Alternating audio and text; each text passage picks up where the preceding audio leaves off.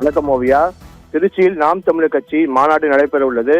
54 ஏக்கரில் பிரம்மாண்டமான மாநாடு. இந்த மாநாட்டின் கழுகு பார்வை காட்சிகளை நாம் தற்போது நேரில் பார்த்துக் கொண்டிருக்கிறோம். அதாவது திருச்சி ஆலம்பட்டி புதூர் பகுதியில் இன்று மாலை 4 மணிக்கு நாம் தமிழர் கட்சி மாநாடு நடைபெற உள்ளது. இந்த மாநாட்டில் 234 வேட்பாளர்களை சீமான் அறிமுகம் செய்து வைக்கிறார். நாம் தமிழர் கட்சியின் சார்பில் 2026 பேரவைத் தேர்தலுக்கான 234 வேட்பாளர்களை அறிமுகம் செய்யும் வகையில் திருச்சியில் இன்று மாலை மாநாடு நடைபெறுகிறது.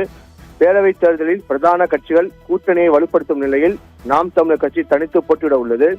மேலும் தேர்தலுக்கு முன்பாக மாற்றத்தை விரும்பும் மக்களின் மாநாடு என்ற அறைகூவலுடன் மாநில அளவிலான மாநாடு நடைபெறுகிறது. இந்த மாநாட்டுக்காக திருச்சி திண்டுக்கல் தேசிய நெடுஞ்சாலையில் ஆலம்பட்டி புதூர் என்ற பகுதியில் இடம் தேர்வு செய்யப்பட்டுள்ளது. இங்கு 54 ஏக்கரில் மாநாடு மேடை, பார்வையாளர்கள் அமரும் இடம், குடிநீர், தற்காலிக கழிப்பறை, மருத்துவ உதவி உள்ளிட்ட வசதிகள் ஏற்பாடு செய்யப்பட்டுள்ளன. மாநாட்டுக்கு வரும் அனைத்து வாகனங்களும் நிறுத்துவதற்காக 40 ஏக்கரில் வாகனம் நிறுத்தும் இடம் தயார் செய்யப்பட்டுள்ளது.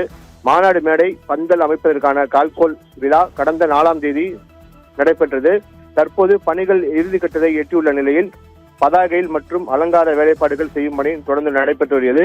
இது தொடர்பாக மாநில நிர்வாகிகள் கூறுகையில், மாற்றத்தை விரும்பும் மக்களின் மாநாடு என்ற பெயரில் மாநில அளவிலான மாநாட்டை திருச்சி திண்டுக்கல் தேசிய நெடுஞ்சாலையில் ஆலம்பட்டி பகுதியில்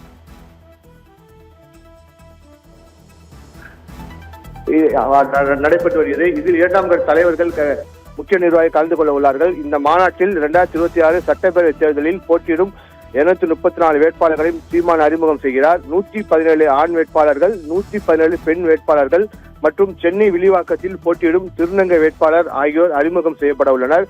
இந்த மாநாடு இன்று பிற்பகல் 3:30 மணிக்கு ஆரம்பித்து இரவு 9:30 மணி வரை நடைபெறும் என கூறப்பட்டுள்ளது. ஓவியா, தங்களுடைய விரிவான தகவல்களுக்கு நன்றி அப்துல் கரீம்.